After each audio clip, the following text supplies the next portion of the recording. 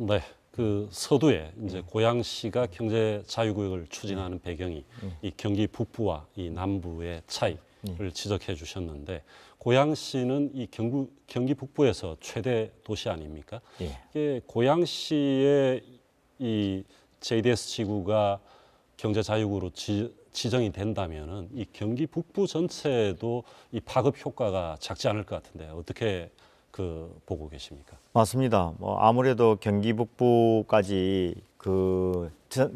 서로 다 연계되어 있기 때문에 고향의 벨트가 바로 위쪽이 파주죠.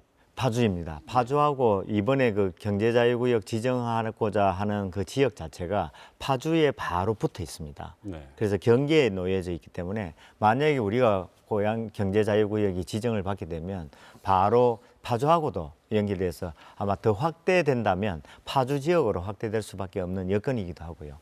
게다가 그 한강을 중심으로 해서 맞은편이 건너편에는 김포가 있으니까 네. 김포 또한 영향을 받을 수밖에 없는 여건이라고 봅니다. 그 고양시가 그런 어떤 지리적인 여건을 갖추고 있기도 하고 또 경기 북부의 중심 도시로서 역할을 또 하고 있기 때문에 그것이 하나의 계기가 돼서 경기 북부의 경제의 전환점이 될 수 있는 여건이기도 합니다. 네, 알겠습니다.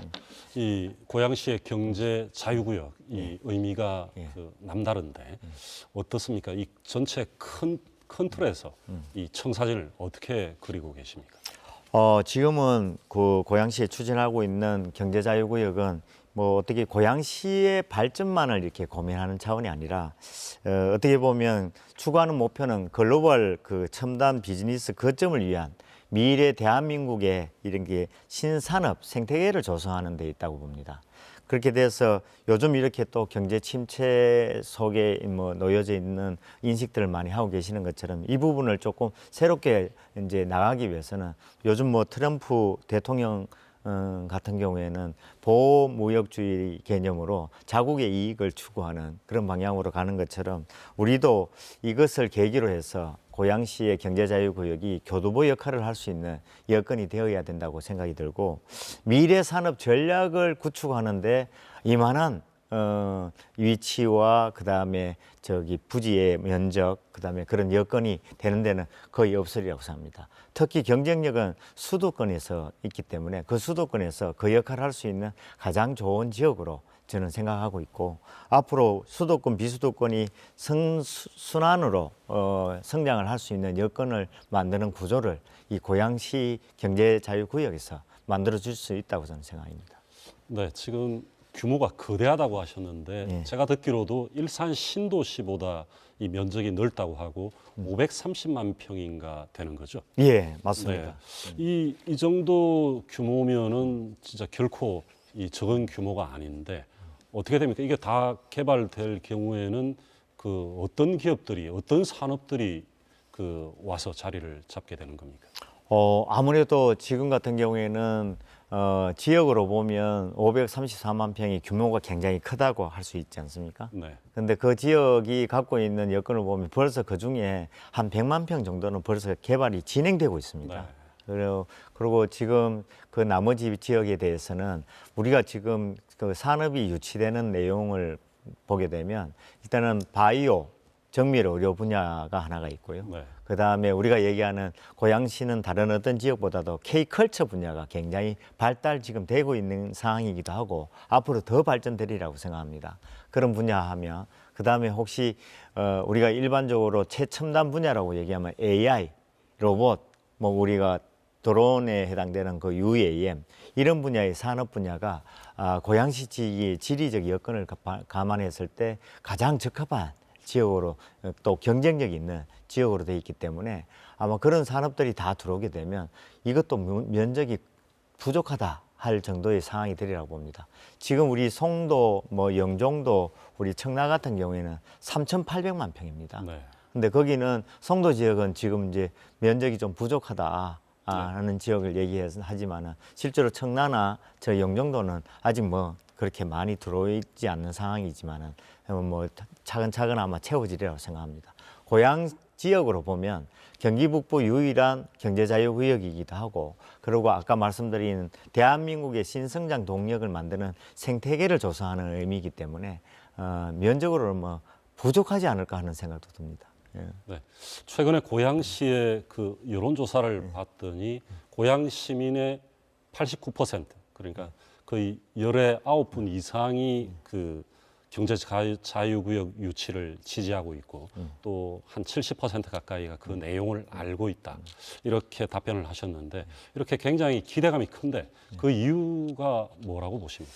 아무래도 뭐 아까 말씀도 좀 드렸습니다만 고양시가 그동안 일기 신도시를 통해 가지고 군에서 시가 됐습니다. 네. 근데 그 시가 되는 과정에 거의 대부분이 뭐 신도시라는 것이 우리나라가 거의 대부분 주택을 공급하는 거에 초점을 두다 보니까 대부분 주택만 공급을 했는 거죠. 그래서 삶의 질의 차원에서 아까 그 주거 환경은 다른 어떤 도시하고 비교가 안 될 정도로 잘 갖춰져 있기도 하고 편리하게 되어 있습니다.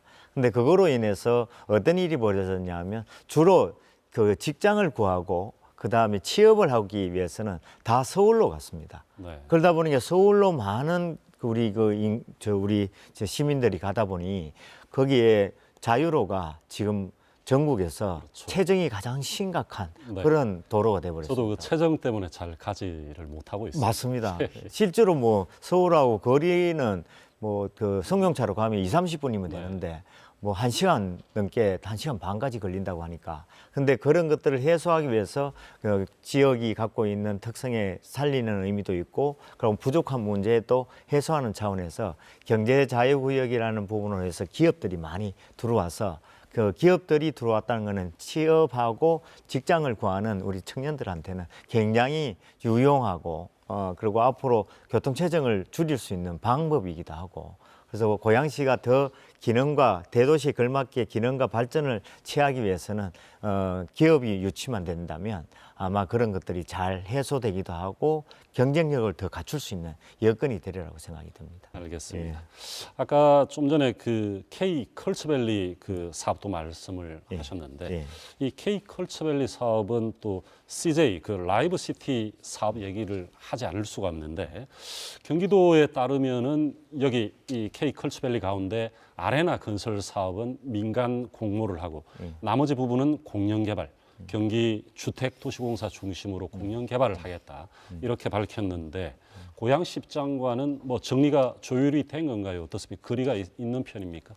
뭐 아직은 뭐 좀 배경이 좀 필요하긴 합니다. 네. 그 내용 자체가 K컬처 밸리가 그동안 진행된 것이 뭐 기간으로 보면 한 18년, 19년 정도 됐습니다. 네. 근데 그 사이에 뭐 여러 가지 사업이 추진되는 것이 조금 지연되기도 하고 그 부지가 원래 그 매입했던 그 기업이 그걸 다 완수를 못 해가지고 다시 반납하기도 하고 그런 과정 거쳐서 최종 결정해서 지금 이제 아레나를 건설하기로 돼 있던 건 한 8년 정도 됐는데 9년이 정도 됐습니다. 그 기간 동안에 작년에 갑자기 우리가 계약 해제를 하는 바람에 그 자체가 스톱이 됐었죠.